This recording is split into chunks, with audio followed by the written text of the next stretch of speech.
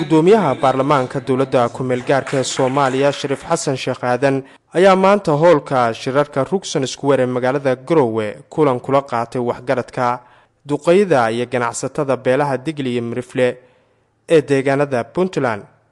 Kulankan oo ujeedkiisu ahaa in wax laga ogaado hadallo horay uga soo yeeray qaar ka mid ah xildhibaanada dowladda ku-meel gaarka ee Soomaaliya ee ka soo jeeda beelaha Dagabay iyo Bakool oo Puntland ku eedeeyay inay tacadiyo kala duwan u geysato dadka ka soo jeeda deegaanada Baay Bakool.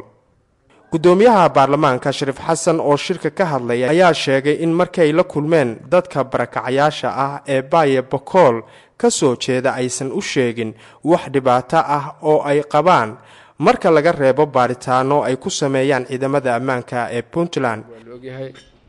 gaar ahaan beesha Digli Mirifle ayaan meeshan kula kulanay dhibaatooyin badan laga sheegay iyo beesha Jareer Weyne. runtii dadkii meesha ka hadlay waxay noo sheegeen wax badan oo dhibaato ah inaysan jirin, in qof la xiray iyo qof control lagu xiray iyo waxyaalo yar ay noo sheegteen. taasna meel ay dawlad joogto maalin walba inay jirtaa, haddii qof la xiri waayo dadka bani aadanka ma kala dambeynaayo. marka wax dhibaato badan oo ma sheegin. runtii aad iyo aad aan ugu mahadcelinaynaa shacabka reer Puntland iyo shacabka ku soo qaxay reer Digli Mirifle ayaga naftooda oo dhibaato badan inta la soo kulmeen hadda inta meesha la dejiyay waxbarasho ku haysto ku shaqeysanayo. runtii aad iyo aad ay u mahadsan yihiin. waxaan labada dhinac aan leenahay si walaalnimo lagu wada noolaado. walaal dadkii soo qaxayna waxaan ka codsanaynaa inay nabad wax ka qabtaan. nabad la'aan lama noolaan karo. nabada naasin nuuga leh inay nabad wax ka qabtaan oo shaqeeyaan.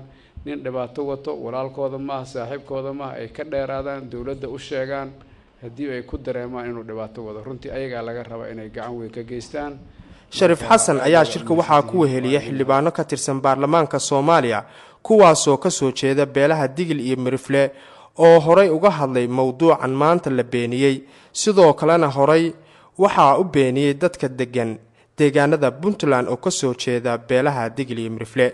dhinaca kale gudoomiyaha baarlamaanka ee Soomaaliya oo indhaweytaba joogay magaalada Garowe ee xarunta dowladda Puntland si uu uga qayb galo shirka wada tashiga Soomaaliya ayaa maanta mar uu ka ambabaxay magaalada Garowe guul ku tilmaamay shirkii shalay la soo xiray qodobadii ka soo baxay, wuxuuna Puntland ugu mahadceliyay martigelinta shirka iyo tanaasulka ay Puntland samaysay.